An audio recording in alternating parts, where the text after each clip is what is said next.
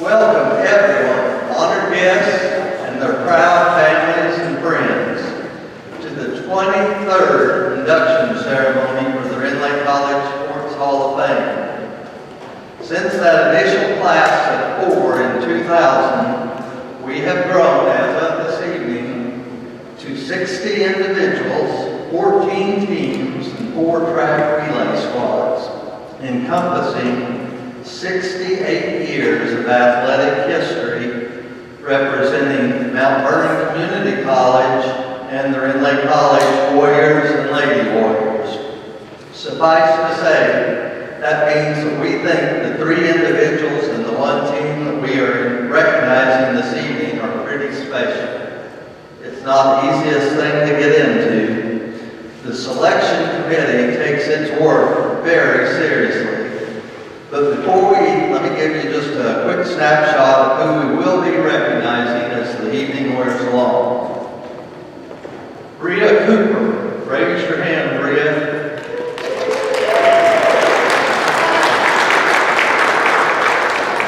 Bria is the 8th softball player to join the elite club after terrorizing opposing hurlers as recently as 2015 to 2017. Bria, by far the youngster of our honored guest tonight, I hope you can appreciate the distinction you so clearly earned. Consider the fact that Dean Jackson, Lee, Sonny Wyatt, and Larry Tubb, all basketball players, had to wait 47 and 48 years for their induction between their playing days and their time at Rend Lake. Charter member Lee Yearwood and Jerry Wilson, 2 other basketball standouts, entered after 38 and 36-year waits. Randy LeMay, 32 years. And Rhea, you may be aware of this already since you were on campus for 2 years, but did you realize that you are the 2nd Henderson, Kentucky native to be enshrined in the Hall of Fame? You weren't aware of that?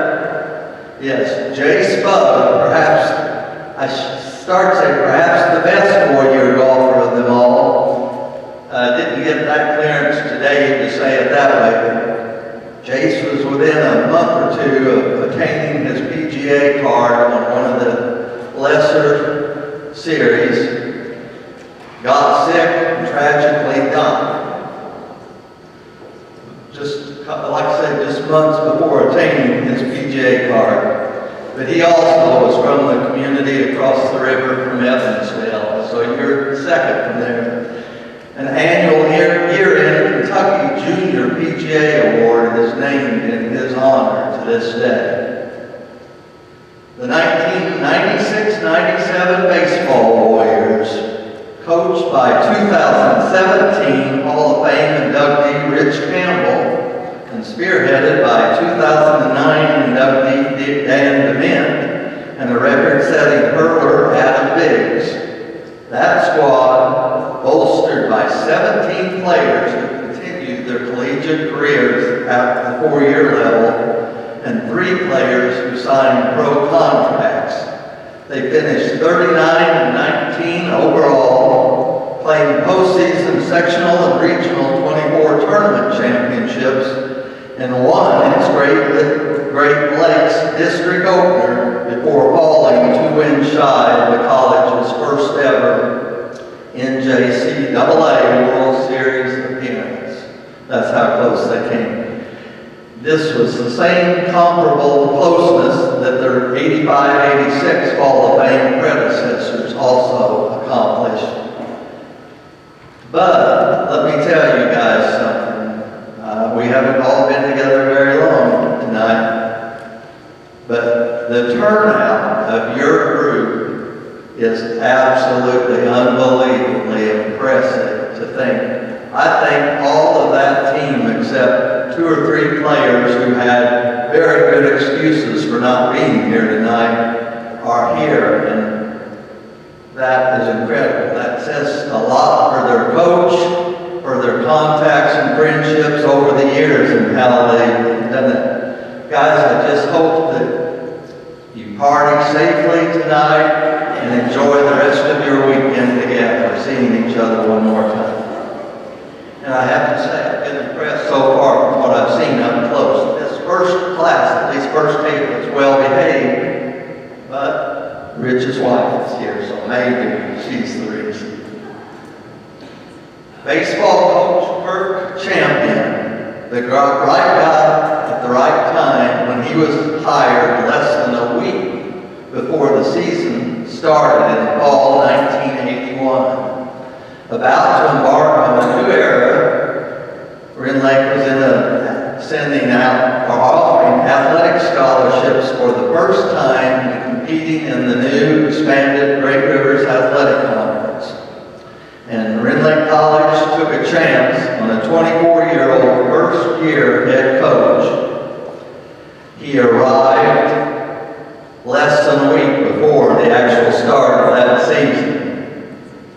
His inherited team, aided by a handful of mid-year transfers, would go on to win a postseason region tournament title, and followed by a composite record his next 3 years here, those teams were 137 and 66, prior to him embarking on a remarkable 34-year career developing professional baseball prospects for the Chicago White Sox organization and a variety of U.S. and international all-star teams.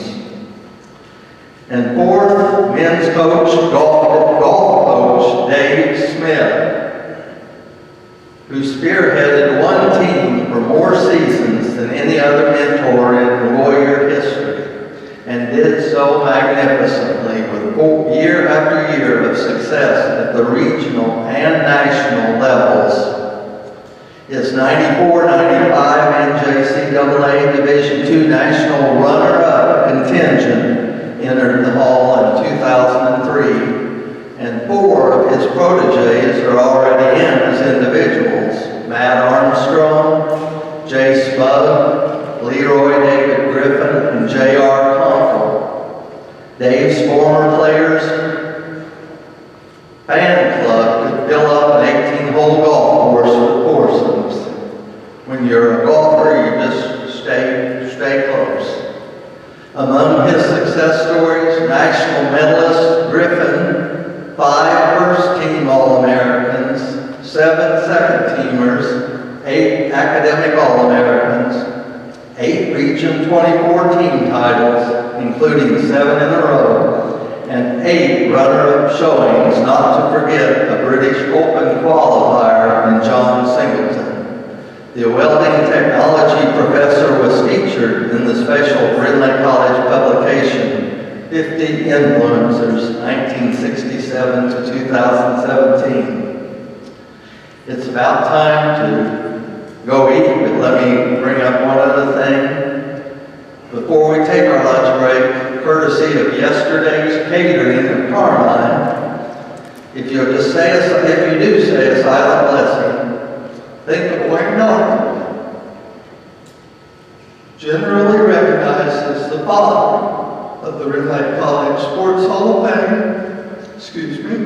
who passed away last May, a week after our 2023 gathering. 4 other inductees are also deceased. And say a prayer tonight for Julie Oxford, who you all know, whose father is going through tough times. Now, I was going to say let's let the tables with all the honorees go first, but the way we're scattered out tonight, that doesn't really mean much. Let's just show how kind we all are and let a group go, and then a second group, and keep that line moving. And guys on the baseball team, there's usually seconds, so go easy the first time through, okay? Enjoy yourself. We're glad you're here. Okay, my table. I'm just waiting on my table.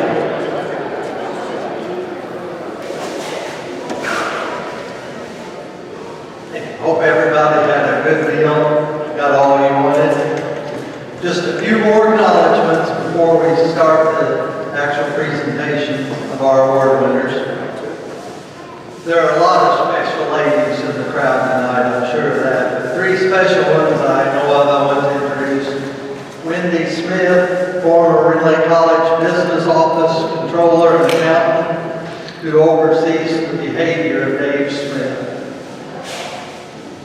Vicki Ellingsworth, the wife of the presenter, selection committee member Dave Ellingsworth. And Karen Campbell, the former Lady Warrior softball player Karen Liggett, and general manager of Rich and the Campbell clan.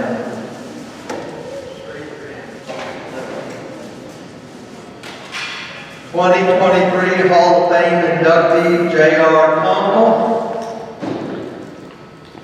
Raise your hand, J.R. Former teammate of his and former Warrior golf coach Jeremy May. And another former player of Dave's, Jeremy Reidelberger. Two other members of the selection committee, former women's golf coach Cindy Kornbachner and representative of the 1980s Jeff Johnston and his wife Jan, treasured athletics and division administrative assistant Julie Oxford and her husband Dave. And Dave is not here, and that's why I had no jokes to tell tonight, because he always gave me a joke before these each year. I was never able to tell any of them, but he tried to give me one each year. Pat Kirby, retired Rend Lake College Foundation Director, wife of the late President Mark Kern, and a valued participant in the game plan fundraising efforts. She's accompanied by former Lady Warrior Megan Kern, the sister of one of our baseball honorees, Jason Kern. We have one fewer person speaking than usual, but leading off, I've got more history. Tim Wills was in his 5th year as the athletic director when the Rend Lake College Sports Hall of Fame was established in the year 2000. And just as soon as this evening is history, he will immediately turn his thoughts back to recruiting in the saga of Tim Wills, Rend Lake College Warrior men's basketball coach, head coach, part 2. He's re-upped.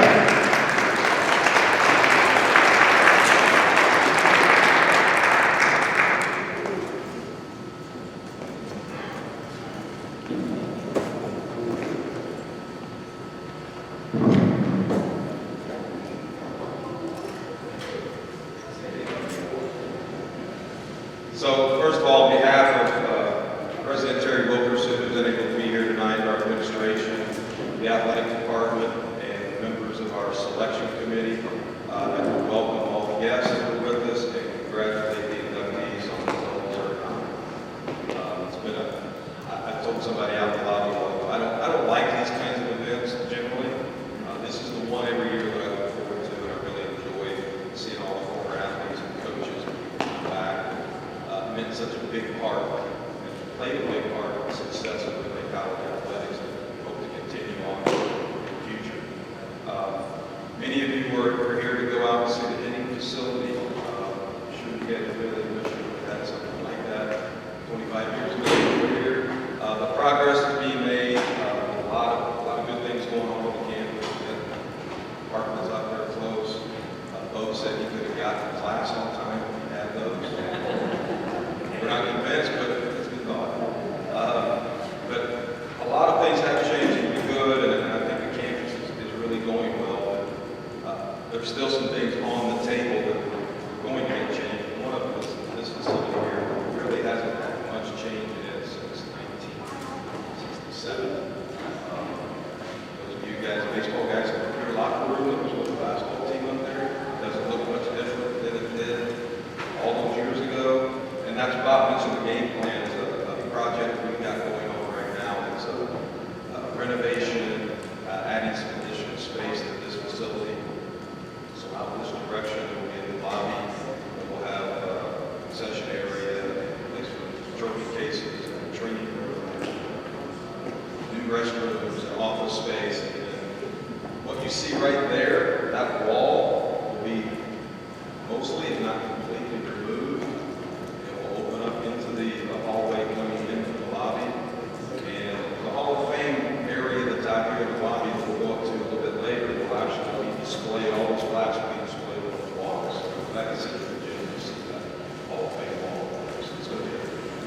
nice showcase for that spot where the whole thing was. So without further ado, I'll turn this back over to Bob. You don't need to hear me much more. It's about the inductees tonight. So again, congratulations and thank you for coming.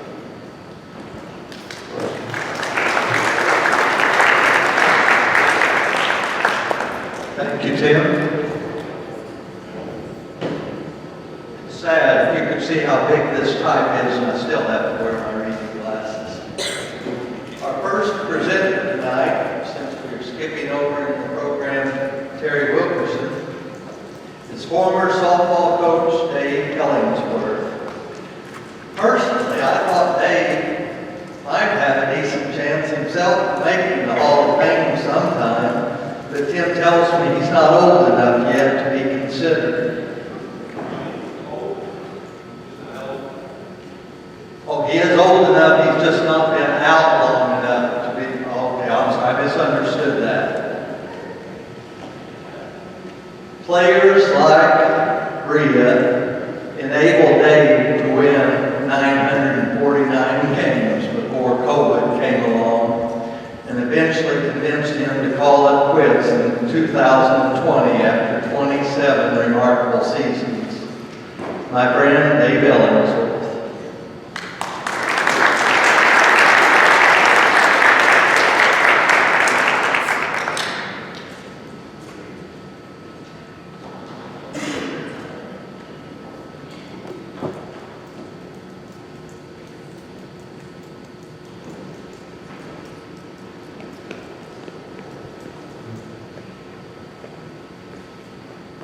Hi. There's a lot of people out there. If you get nervous when you get up in front of a bunch of people, no, you're a salesman, I'm sorry.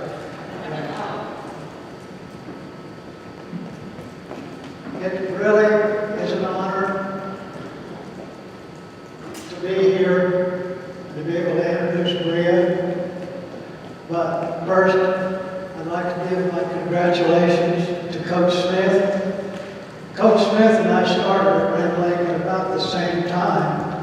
So, and I know he looks a lot older than me, but, and I still have my hair. But, anyway, congratulations, Dave. Champ, used to love watching your baseball teams.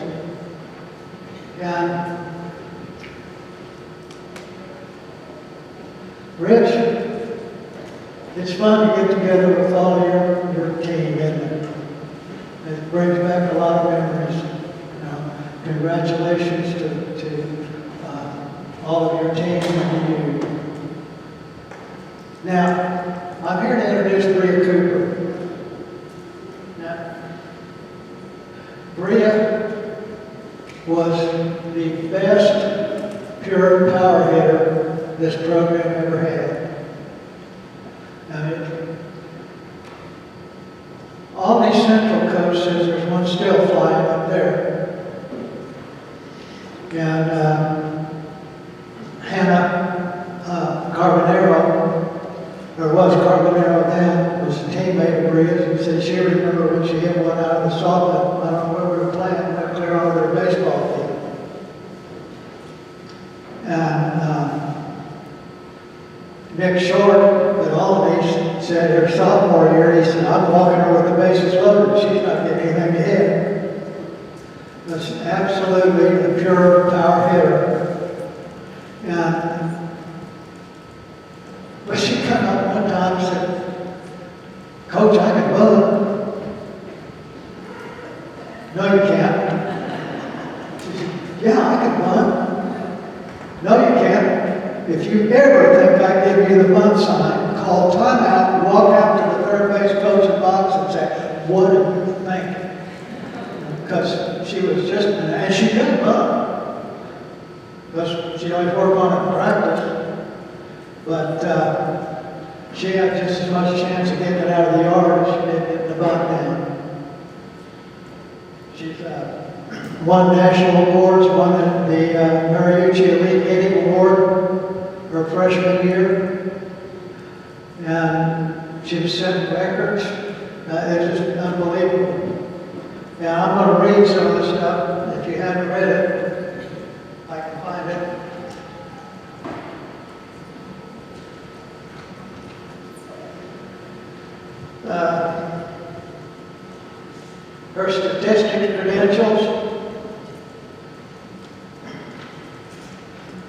Career record of 36 home runs between 2 seasons.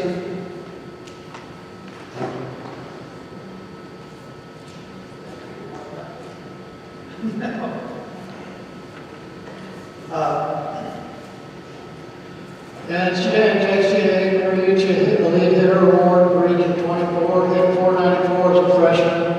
12th month, the 12th best among all JUCO Division I players. 84 for 170 at the plate. And that was as a freshman. 72 runs scored, 66 runs batted in, and 25 walks. That's because people wouldn't throw to him. Had a 557 on base percentage, a 906 slugging percentage, and she struck out just 12 times in 2001 plate appearances. You couldn't get the ball past her. And when they'd throw an unhittable pitch, she'd hit it. And I told Champ, I was throwing batting practice one day, front toss behind the screen, and I knew that ball was coming through the screen. And it's kind of scary. So there she was, left-handed bat. So I threw her a pitch down the end, which for a left-hander, they're going to drop the bat heck on it. If you've ever been out to our softball field, went over the scoreboard, hit the backside of the parking lot, and went to the baseball field. So I did it again. And she did the same thing. So I said, Cooper, you do that to me again, I'm going to drill you. And she just ran and hit it over the center field fence. And it's just what she could do with the bat. Good defensive player. Now on top of that, she was a great teammate.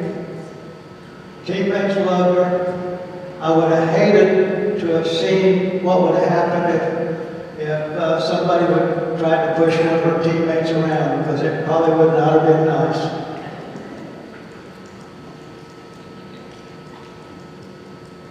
But besides all that, Bria is a great person. She's a better person than she was a player. She was a straight-A student. Academic All-American. It's one of those that you just can't make that stuff up. She's a great player. Am I right, Anna? Anna was one of her teammates, and they've been best friends, I think, ever since.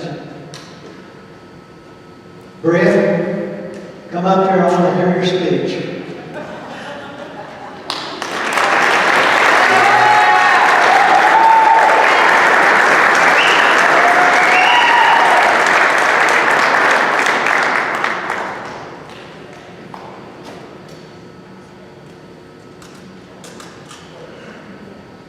Present this plaque to you, Bria.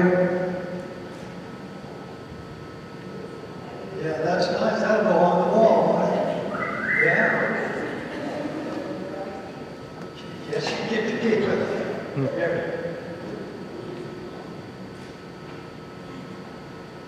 Now, one thing with Bria, when she came back here today, and she found out that the pool wasn't there anymore. And that really made her happy. Because when we do our aquatics workouts, she swore we were trying to drown her every time. This child could not swim. So she loved getting the deep end and pass the break around, if any of you ever had to do that kind of workout. So I didn't have to do that anymore, Maria.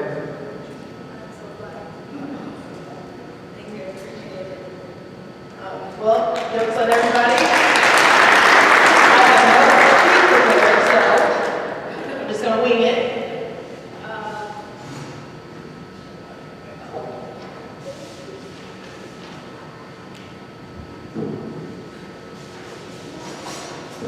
Nervous, a lot of people out here. So first of all, I want to thank God. I think, that goes without saying that everyone would be here right now. I want to thank my grandma. part of my Rend career. You know, she didn't even know what sport I played, honestly. She would just call me every day. You got a game today? I'd be like, yeah. Okay, good luck. Tell me how it goes. I'm calling her that day. Well, how did your game go? I was like, oh, you know, I went good. I hit a home run today. She's like, oh, okay. I had no clue what that was. But she was always there supporting me, so it was just a great feeling. I want to thank my mom and my dad. My dad couldn't be here today, but I want to thank my mom, my dad, and my sister. They did a lot of struggling to get me here. I moved schools when I was 16, so my junior year I started my junior year in Claysboro. So it wasn't an easy decision, but they made it happen for me because they knew I wanted a better life or something. They took on the struggles and helped me get to where I am today. My sister worked at McDonald's when I was in high school, when she was in high school, when I was freshman year of college, and she would just send me money just because she knew, like, sometimes I would just rather have McDonald's that day than eat what I had at home. So I really appreciate that. I would like to thank my best friend Hannah. When we first started here, first day of practice, we became throwing partners. We literally did not speak a word to each other until our sophomore year of college. The end of our sophomore year, we spoke no words to each other. We just kind of threw the ball back and forth. And she became my best friend. I got a second family out of it. I go to her family's Christmases every year. I think I missed one out of the 7 years we've been friends since. So it's just an amazing experience to come to Rend and be finding your best friends and teammates that I would put against anybody. I work at a middle school and I always tell my kids, like, yeah, you know, my freshman year, my teammates at Rend were really good. Like, we were just a good team. I was like, I would put them up against Alabama's national championship 2012 team. I said, I think we could beat them. They don't really believe that, but I do. But yeah, I got a second family out of being at Rend. The teachers were amazing. The coaching staff was amazing. Coach Day, you couldn't ask for a better coach, honestly. It was great to experience softball with him because once I left, you realize how good it felt to have a coach that actually cared about you. It's a different world whenever you are with a coach or with an organization that wants you to be there because they want their stats to look better, not because they actually care about the player who's ranked third. So I really appreciate Coach Day for that. I couldn't ask for a better coach. I'd like to thank my girlfriend out there in the crowd. I know she didn't go to Rend with me or anything like that, but it kind of sucks for her because she has to hear stories that happened at Rend about 7 or 8 times. And after the third or fourth time, I'm pretty sure she's like, "You told me this story once or twice," but I keep saying them over and over again, so she has to deal with that. So I appreciate her more than I could ever explain. I think that's about it. My best friend is having a baby, so I get a niece in September. I wanted to mention that. So I'm super excited for that. Really only the second family member that I've really seen kind of have a kid. So it's kind of crazy to think about, but that all of it stemmed from Rend Lake. And now she's here with me at my Hall of Fame ceremony, so I really appreciate it. But I think I'm rambling now, so I think my time is up.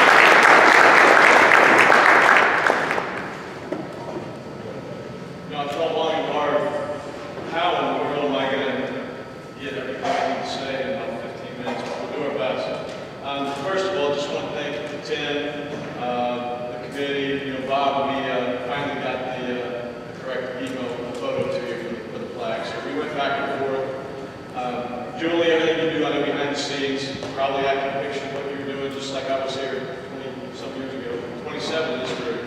So just thanks to everyone, thanks to congratulate all the inductees tonight. Of course, it's special. I'm glad that I'm here with Kirk going in, champion, my pitching coach at SIU. So that makes tonight a little bit even more special. So just a few things. I know Bob alluded to it that we have 17 of our 21 roster players that showed up. Seeing family, their kids. I mean, it's just really humbling to see, the relationships that stayed intact over the years. So very fortunate. Very happy that the crowd that we had. Coached a handful of teams over the years. This one, wow, pretty special. A very special group. And to think it's been 27 years is hard to imagine for sure.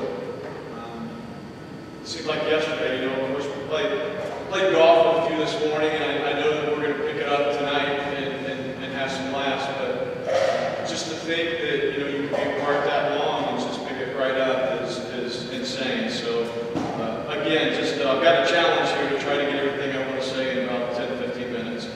I noticed there's a lot of stats in the book, of course. I'm not going to sit up here and read stats of 21 players for a season or two, because I think everybody would be going to sleep if I did that. So the stats are in the book, but I would like to just give a little bit of a framework of what this team kind of was and how it came together.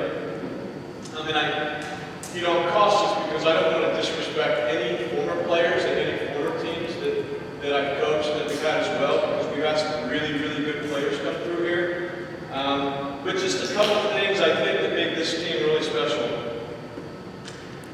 Any of us that have coached at the JUCO level understand that recruiting is important everywhere. It doesn't matter if you're at a junior college level or if you're at a Division I level, Division II, it doesn't matter. You have to find the players, and it starts there. Bless you. And but when I think of this group, I don't know what triggered it, but I remember that summer and I did 95 or 6 or 99% of the recruiting. We talked a little bit today. I remember running to Cincinnati and watching Rand Spilley pitch with the Cincinnati Flames. Going to Louisville, Kentucky, and working Chris Farrell out in the batting cage. Watching Jeff Houston and Chris Bernard, and just down the road at Mount Vernon, and them able to come, and Jason Kern, who was local, obviously the son of former President Mark Kern.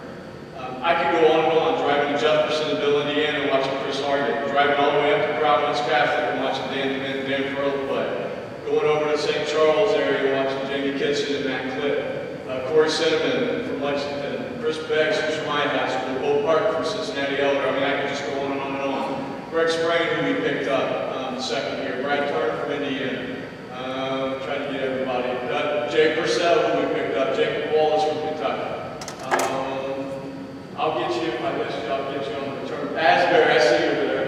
Eric Asbury, who could forget Eric? Chris Gray, who's here from San Bernardino, California for tonight. So just, this group was really special. So the recruiting aspect is, we had a couple of really good signees. I don't know who started the train, but I made a commitment that summer that I was going to do whatever I had to do to finish off that team. And I think I might have had $800 recruiting travel budget that year, maybe not even that. That might have been concessions money from the junior high tournament, maybe. But it just all fell into place. And the next thing you know, we have 24, 25 guys that are pretty good. And so the recruiting that year, we just picked it up a notch, and I felt like we had to go after it because we could see what we potentially had. So you take recruiting, and then for me, the other key part of having a solid squad is you got to have a competitive factor. There's a lot of people out there that will claim they're athletes, and they will claim they're competitive, but when things get tough, are they really competitive?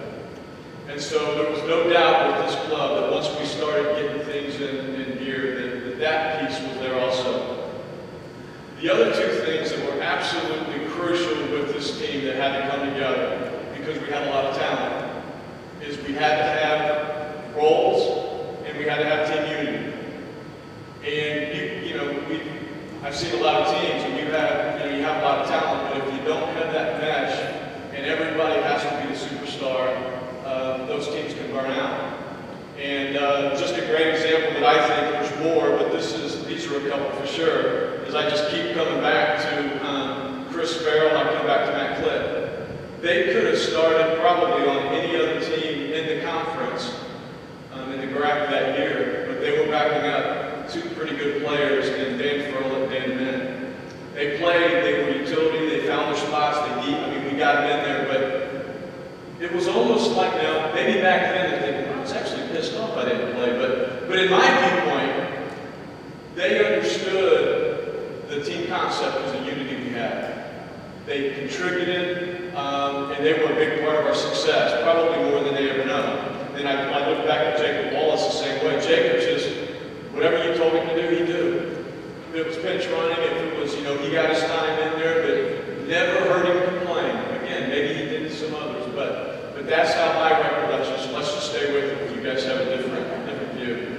So, the recruiting, competitiveness, understanding your role, and team unity, we just had it all. And so that's what made that team real special. Just a real quick story I'd like to tell. And we started the '97 season. I think we won our first 7, it might say in the book. And we were like 16-3, and we got off to an amazing start. Well, we were in Florida on the spring trip, and we were rolling, and we were just some of the guys were talking about this. And sorry, Matt. And when I recruited Matt, he was on for a campus visit. I'll never forget. His dad looked me in the eye, and he says, "Coach, one thing I can tell you for sure is you never have to worry about my son drinking." And I'm like, "Well, that's great." I'm thinking, college kids, they have things to meander around a little bit. I said, "Well, he has a condition that if he takes a drink, if he drinks a half a beer, he'll go comatose, and he'll just sleep for like weeks." Okay, I think we're good here.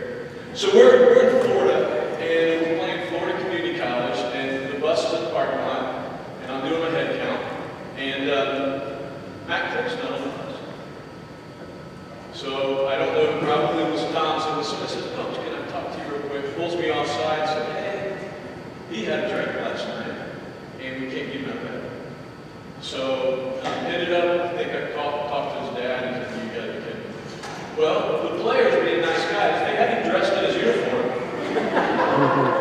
And he's laying in bed. And I'm like, "Well, we can't leave him here. Guys, go get him and get him on the bus." So we bring him out on the bus, and we lay him, I think, in the floor on the bus. So we go to get him, and we play phenomenal, win, and so it's like every 3 innings. Normally you will assign players to chase foul balls. I assign players to go out to the bus to make sure Matt's still breathing. And so we kind of labeled that trip as like weekend at Barney's. Everywhere we went, we drug him with us. So anyway, that was kind of the start of the '97 season, and to think that we were 16-3 was pretty good. Now let me make a turn.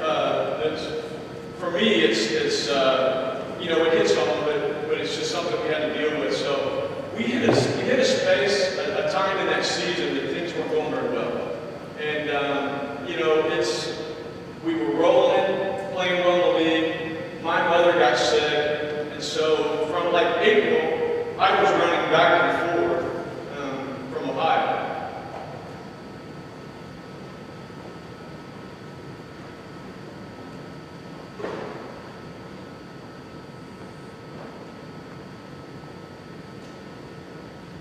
And so things got a little tough.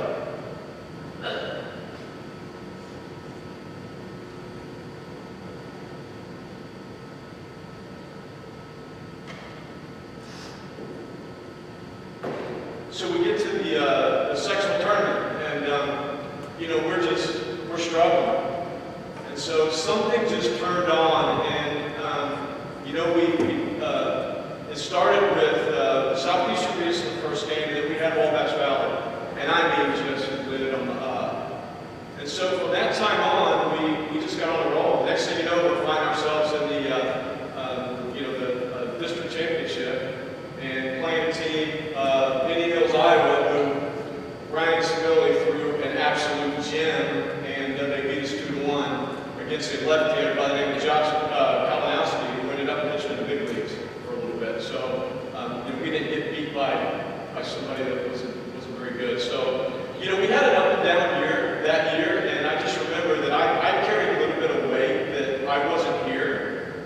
And just to think that these guys were able to regroup, just shows their character. So it was an awesome season. So in closing, in a minute, I'm going to have them stand if I could. But you know, I think as a coach, you want to impact lives as much as you can. And you know, every player that plays for you, you want to have some kind of impact. And you know, this group has impacted me. And if I could have you guys stand, please. Could I have all you guys stand?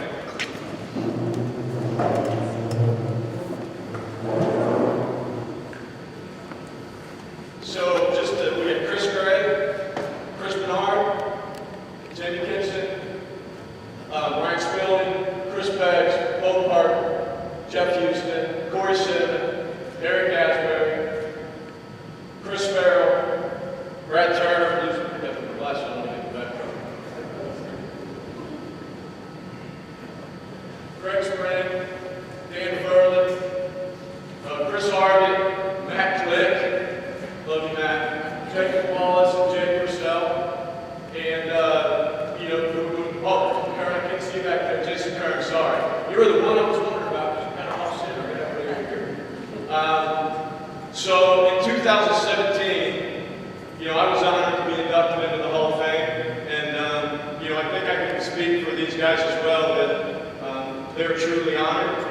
And I just want to, you know, say thanks to the committee for allowing this group of guys to go in with it on.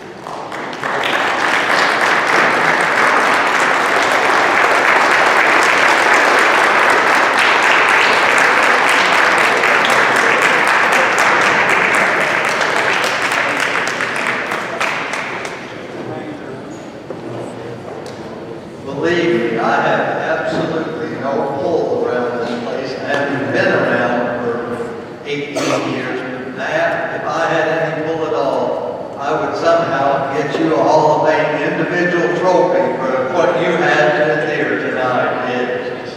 You must be a great guy, but you're still smiling.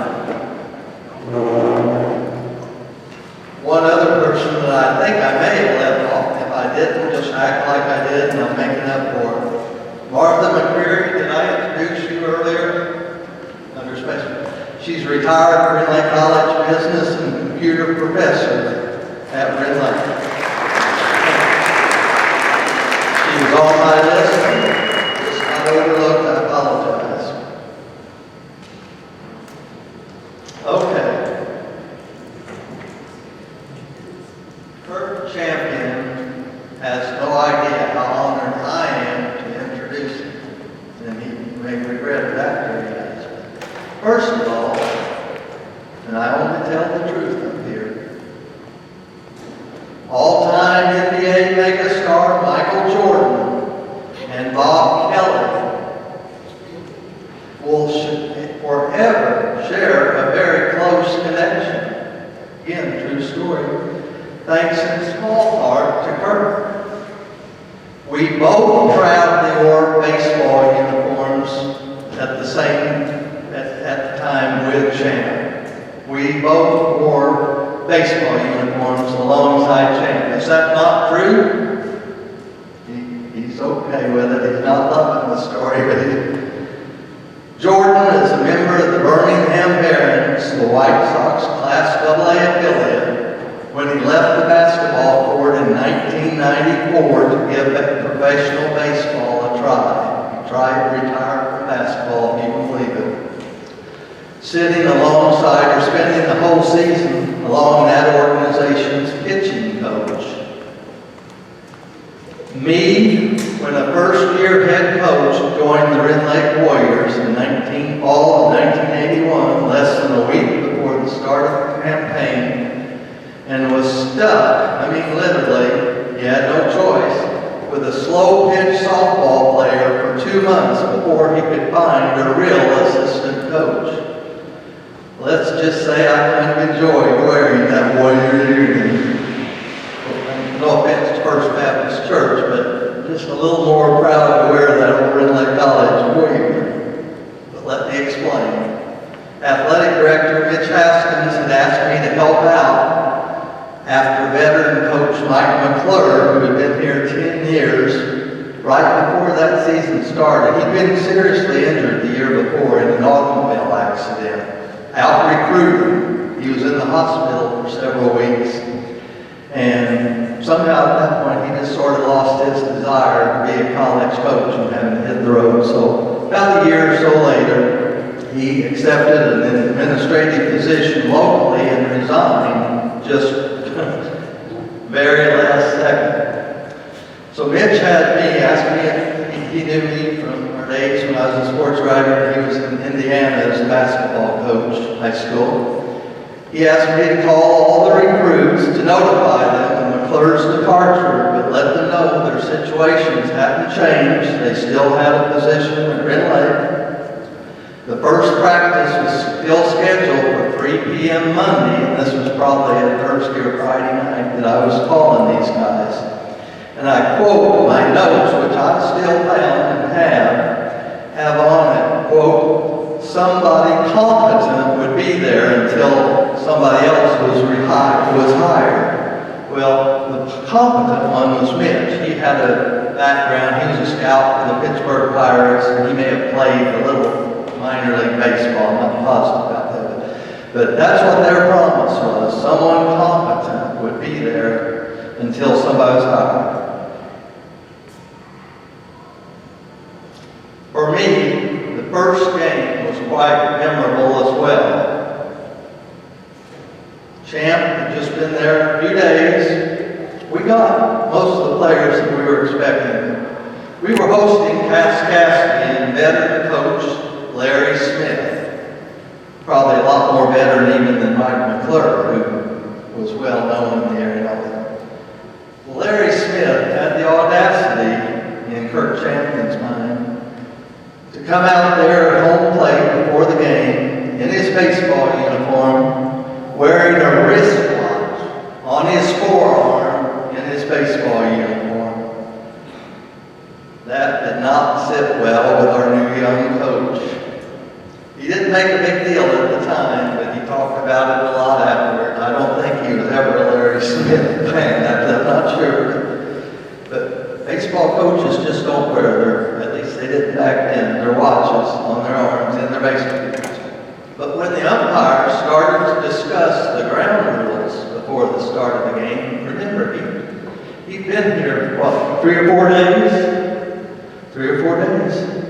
And the umpire said something about a ground rule, and Smitty tried to tell them, well, this is how we did it always in the past. I can't quote the exact words. I don't know if they could. Champ had all he could take at that point. he let everybody gather, all the men in blue and the coaches that were out there. He let everybody know that this was his home field, and he would let the men in blue know what they needed to know. Larry Smith didn't need to be telling him about our field, Kirk's field. But I have to admit, I was fired shortly thereafter. Into that fall season, I was gone.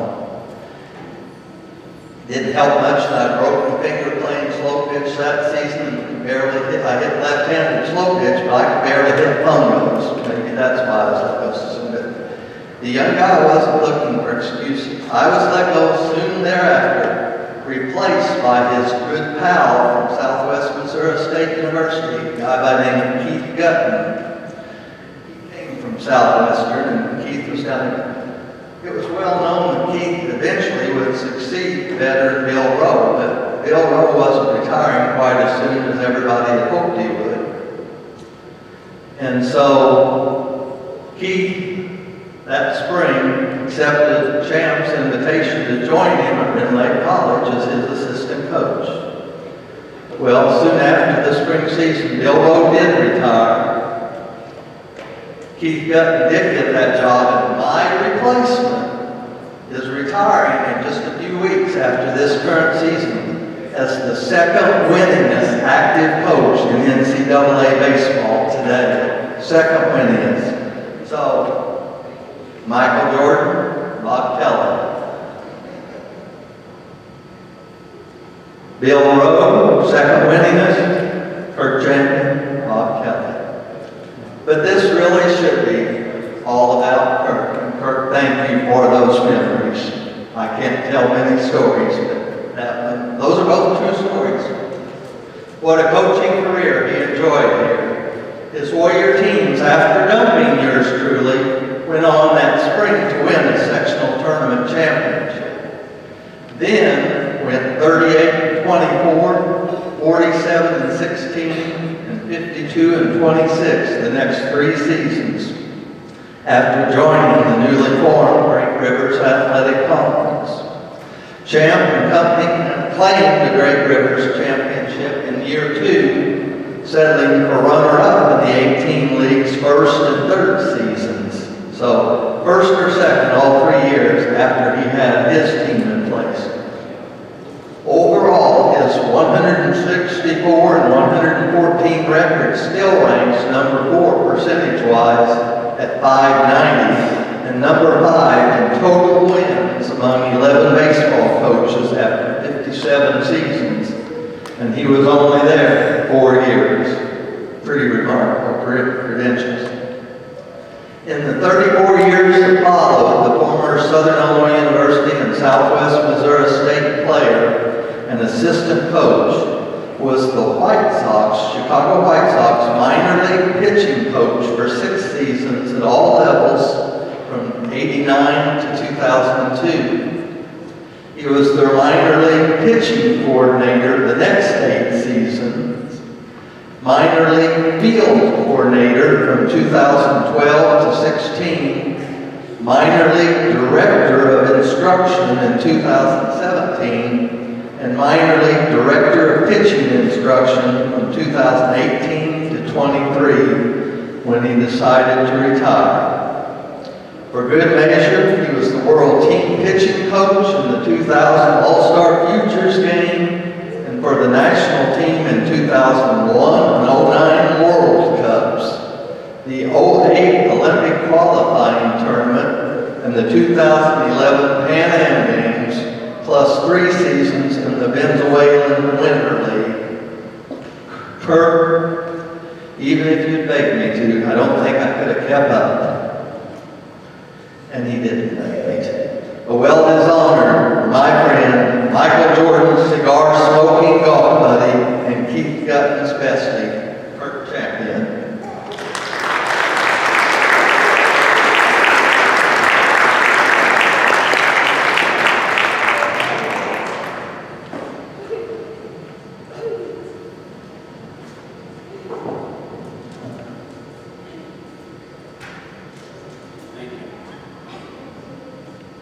I was the assistant coach because he wrote about his name on the team.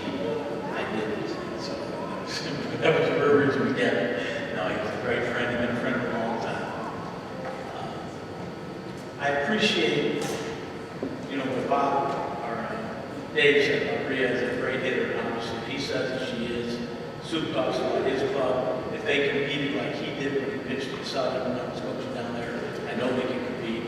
And I always want to thank Dave, because he suffered through my golf swing for 4 years. It was either Franklin County or Red Lake, and he never said a word, so he was a wonderful person for that. September 4th, 1981, I got a phone call from Mitch Haskins. I was staying at a hotel in Mount Vernon. It was my 24th birthday. He had offered me the head coaching job at Red Lake. I was honored, but I also was arrogant. And I spent the day before with Mark Kern and Carol Turner, Bob Spooler, and Pam Sharp, and Wayne and Hummer, all people at this place interviewing me. But I knew I should get the job. One of those. I'm thinking, no, you're lucky to have the job. And very arrogant approach to it, but I certainly deserved it. So it was one of those things where that wasn't the case. I was lucky, and the reason I got the job was it was Friday, and they had a game on Tuesday. And that was one of the reasons. So very fortunate, tried to take advantage of it over the years. When I got the job on that Friday, they said, well, we can't really organize the practices quick on Saturday. We'd rather you not practice on Sunday, and Monday it's supposed to rain.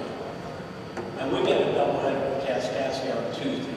He talked about Larry Smith, who became a good friend.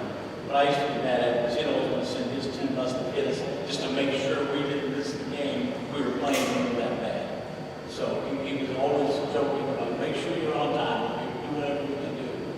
But I really remember those days more than you know, and that was a long time before or whatever. But after the first doubleheader loss on Tuesday, of course, Wayne and I, great friends, would stop by the office at 8:30 in the morning. Hey, keep your head up. First game, don't worry about it. Wednesday, we practice, and then Thursday, we drop another doubleheader. 2 more Friday morning, Wayne and I would stop by.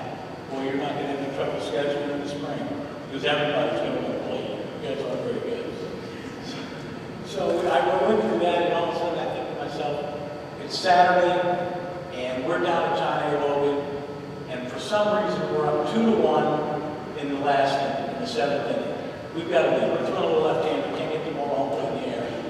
And we're up 2-1, and I'm thinking to myself, somehow we've got to get through this. First pitch, base hit, runner on first. Next pitch, base hit, runners on first and third. 2 pitches, corners are loaded. 2-1 game, and I don't really know how this left-hander's got a chance to get him out. So I started thinking, and in that situation, as your baseball guys will know, do you play your corners in, do you play everybody back, do you throw through, if you bring it halfway, there's so many different options. I'm walking to the mound, going through all those things in my mind, no. I'm walking to the mound thinking to myself, is going to work for State Farm selling insurance going to be that bad? Because I'm a base hit away from being out of baseball. So anyway, I talk and say, whatever you do, stay away, let's throw a ground ball, blah, blah, blah. I went through all the BS on the mound, and I walk off, I think we're going to have a chance. And first pitch is in on his hands, right-hand hitter, turns on it, line drive, right at the third baseman, and as he falls down, his glove hits the bag. He's caught 1 out, he's landed on the bag for 2 outs, and he's got to throw the ball across the diamond because the runner was stealing. He's now rounded second at the lost side of the ball. Third baseman throws it over the first baseman's head. So we've got the right fielder, the second baseman, and the first baseman running after the ball. The pitcher covers, long throw, bang, bang at first, 3 outs. Triple play. I won my first. A little beat writer for the Register about Mount Vernon paper comes up and he says, yeah, I can't stay for the second game. I said, I don't want to either. He goes, tell me a little bit about the end of the game. It was kind of a crazy finish. And I said, I don't know a lot about this. I've only been coaching for 4 days. But I really think that triple play took him right out of me. And the guy goes, okay, I understand what you mean. I am so fortunate, and obviously honored to be a part of this today, and I've talked to them over the years, and as people got inducted and all the great things that have gone on this campus, but it gave me an opportunity get into baseball. And my 4 years here included so many good memories. And when I think of the 38 wins and the 47 wins and the 52 wins, you know, either I was good at scheduling or we got better. But there were a lot of things that I think were really important to me. I used to think traveling to Vincennes, Indiana, or Centralia, Illinois was for old travel. But this led me into operating situations where I have coached or been to, or because of baseball, in 48 states, and also in 13 countries. And if I had got the opportunity,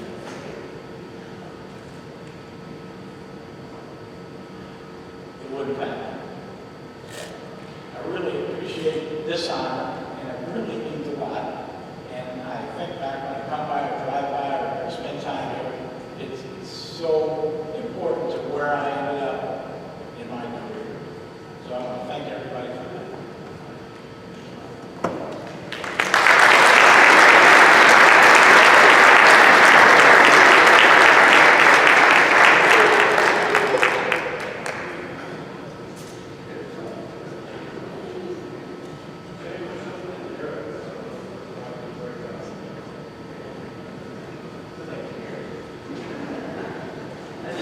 My wife used to say, "If I don't get anything out, I get choked up," and she thinks it's with that. I'd like to see her.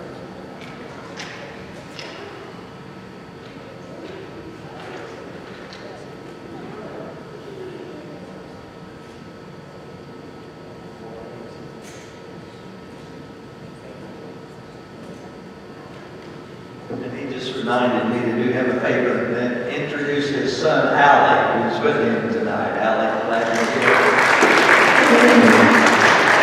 Nice to hear people say nice things about your parents, too. A lot of applause. But our last presenter of the evening is Mr. Tim Wells.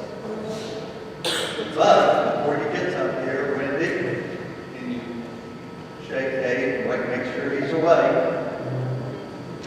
Good.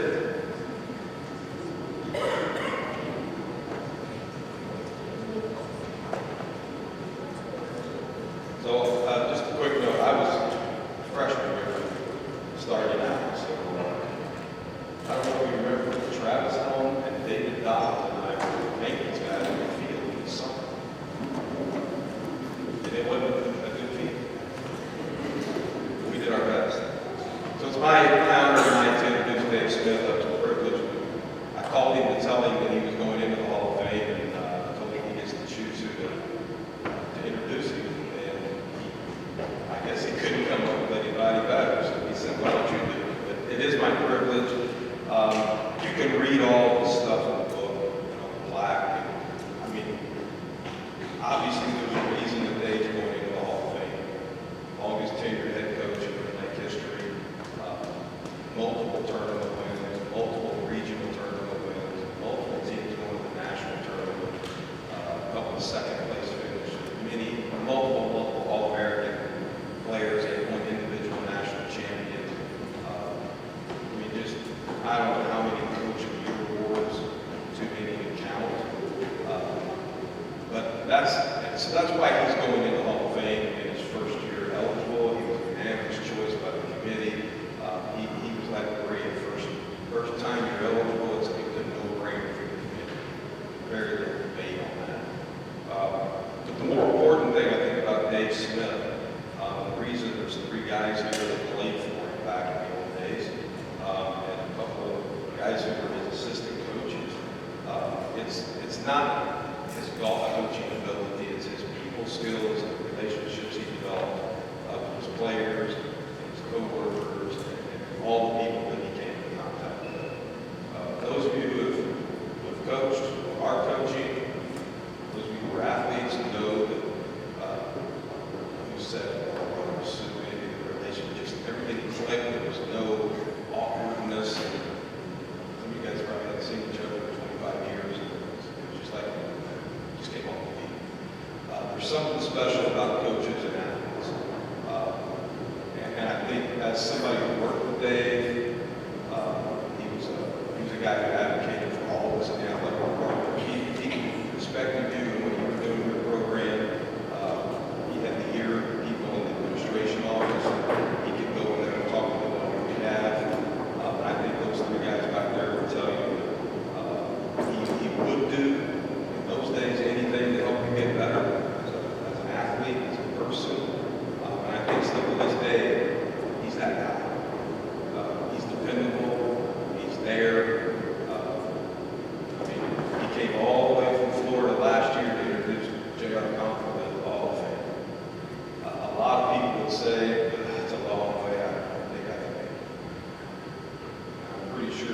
said, absolutely.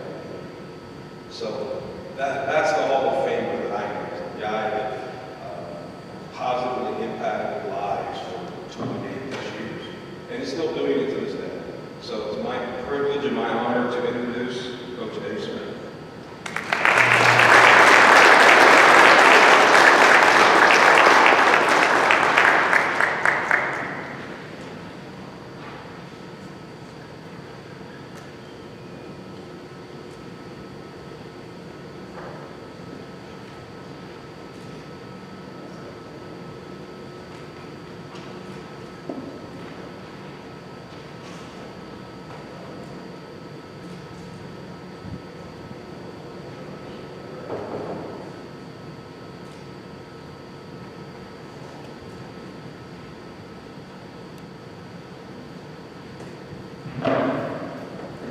Not that people are replacing my knee on Wednesday. I hobbled up there, sorry about that.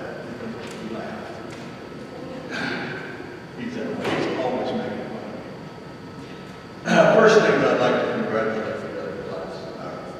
Kurt Champion, Ray Cooper, Sue, baseball team. I remember you guys, I was here at that time. I was going to ask you if you remember we had a pretty good golf team at that time. And Jace Bug, you remember Jace? Wow, that's some fun times. Okay, I was going to do a little timeline here and kind of tell a story about how I got hired as golf coach, because it's a little bit weird. Sometime back in 1985, you were here, they asked me a little bit, would you be interested in coaching a golf team? Hell, terrible. And I just had no interest in such things. I was really busy in the welding department, building a program. And I thought, no. So my boss in 1989, Carol Turner, he said, called me up, someone will meet you down at the water when the class, it's a little place we ran down the way. And he stops in there, we go talking, and he said, I want you to think about being a golf coach. I said, we looked at that a few years ago. He says, no, I don't think you're listening to me. I think it's time you became a golf coach. Well, then I realized right then, I'm talking to my boss. I better pay attention to what he says. So I said, well, how are we going to do this? He said, what do you want? Well, I need some scholarships and some money. You know, you can't sit and fumble around. He said, okay. Well, that didn't turn out so good. He hired me, gave me 2 scholarships and no money. But we got started. And there were some good local kids in the area. Craig Zinsblood was a great player. And my first phone call was to Craig. And he said, yes, he'd never been like Southern was recruiting the other. You know, I don't know why he came, but I was stupid he did. And we had a couple other kids down there who were good, so we were immediately respected. Went from being 12-person tournament to maybe 3rd, 4th, and 5th. Well, that wasn't too bad. A couple of years went by, and they hired John Asher as president of his college, and he had played professional baseball. So he had an interest in the sports programs being better. So all of a sudden, he upped it to 6. All the sports got a little bump and went to 6. Well, now we got something. So we got out there in '93 and had a pretty good recruiting squad. A couple of those guys are here right now. And we got rolling pretty good, had a good team, and got in there next year. And I had been recruiting a young player from Massac County that decided to go to Florida Southern. Okay, we're not going to get out of Florida Southern. J.R. Conklin sees him at Christmas, and the kid is terribly unhappy.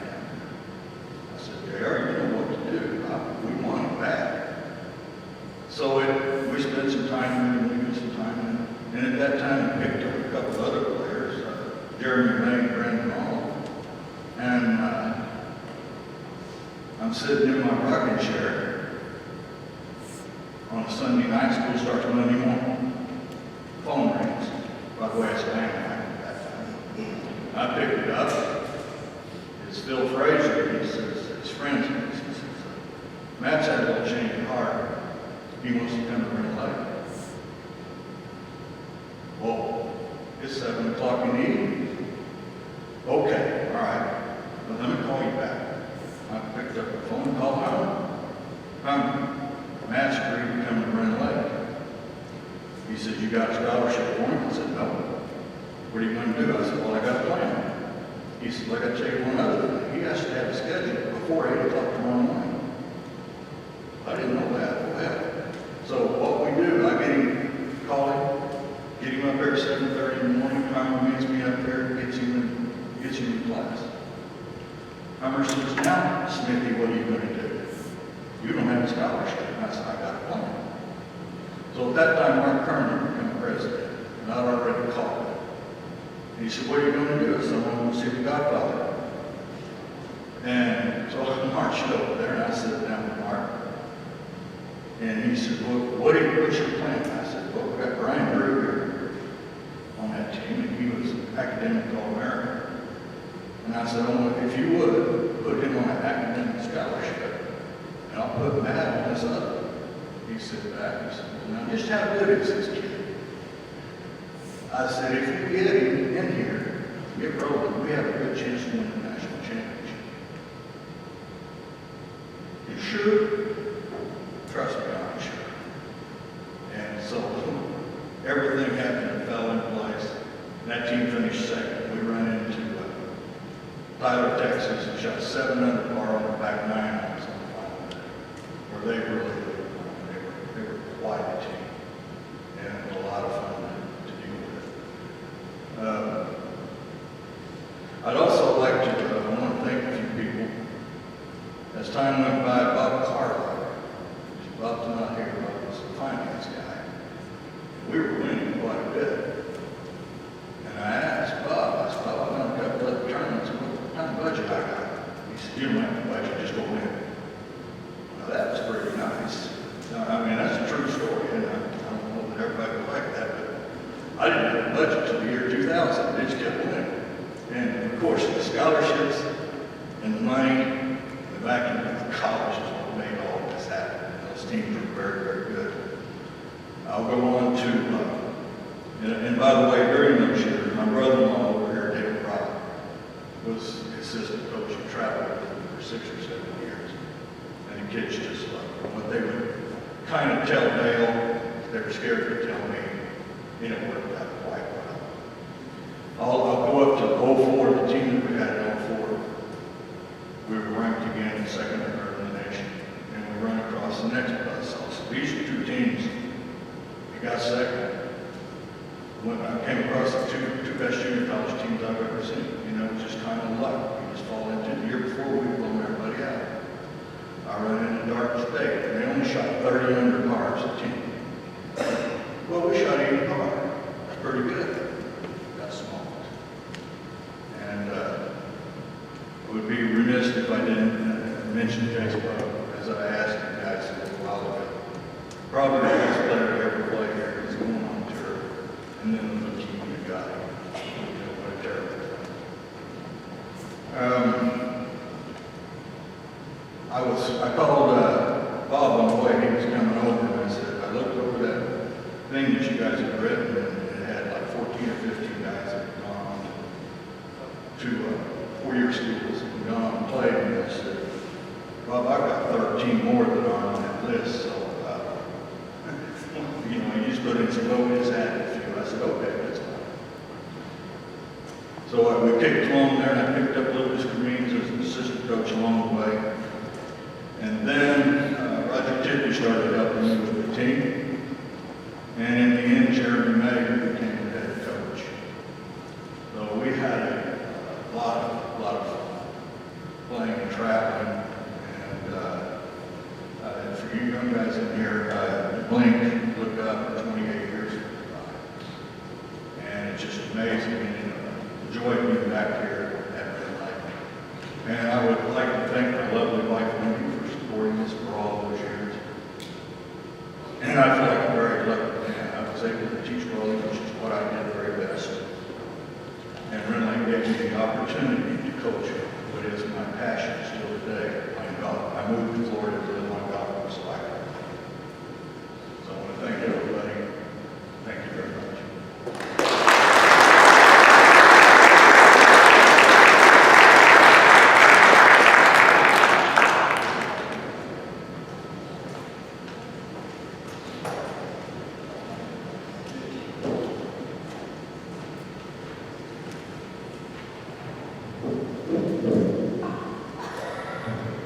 I hope everybody here tonight, even if it was just for your portion, but hopefully for the whole thing, enjoyed this evening as much as I have, because I think that the 4 inductees, 1 team and 3 individuals going in, couldn't be more deserving.